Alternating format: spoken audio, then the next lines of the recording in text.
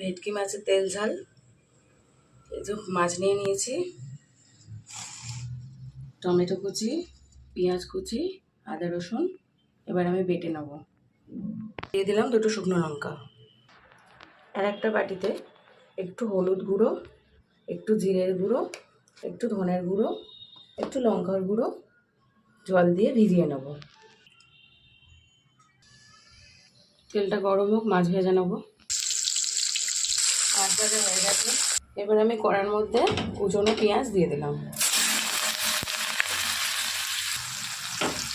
দিয়ে দেবো এবার টমেটো কুচি। এবার দিয়ে দেবো আমি আদা রসুন পেঁয়াজ বাটাটা।